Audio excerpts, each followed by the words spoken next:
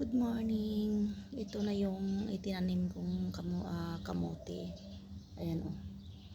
Nag-umpisa na siyang tumubo, nabubuhay na siya po. At ito naman yung luma kong tanim. Ayan siya. Ang dami ng dahon. Ang dami ng talbos o. Ganyan talaga pag may itinanim tayo, may maani tayo. Ayan. Marami na akong magugulay. Marami nang makapanipakinabang ito.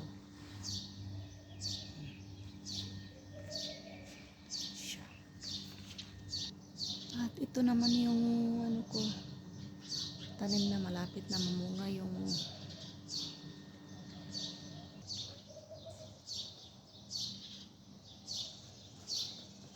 namulaklak na itong alubati ko eh. Hindi pa nga dumami, namulaklak na siya oh. Ang bilis niya nagtanda.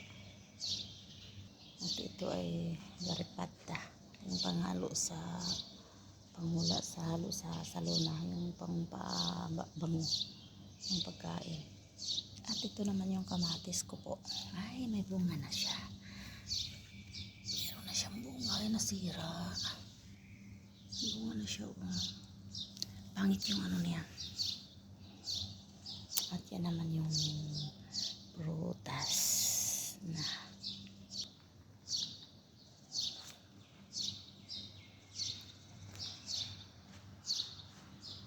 hindi ko alam kung anong pangalan yan eh. Prutas din yan eh. Ayan, may kalabo din ako. Gamot sa ubo ko. Ayan. At may mga bulaklak din dyan. Oh.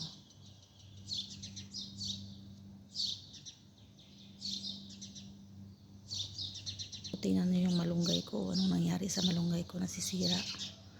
Kinain ng ano. Ewan ko kung anong kumain. Anong nag-ano nito. Nasira siya. May lemon din akong bagong tubo. Ayan, lemon.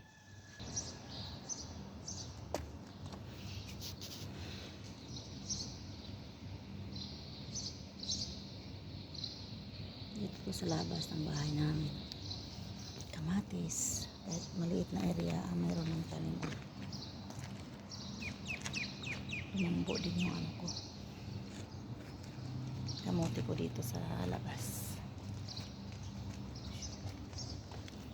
Ay, nakiusyos. Nakiagaw din yung ano. Siya talaga.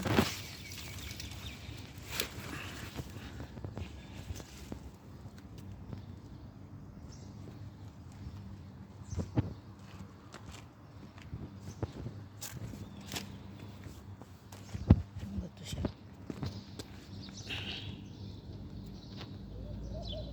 Ay, hindi pala ito.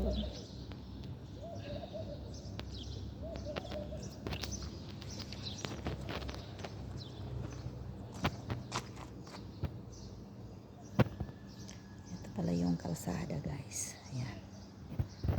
Yan ang mga bahay dito. Yung bahay namin. Lalaki ng mga bahay dito guys, no? Row house lang yan. Pero yan, ang lalaki.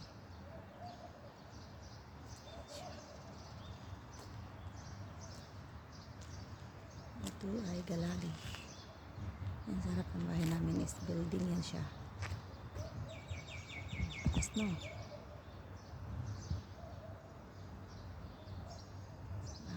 Bahay din yan pero ang laki ng bahay.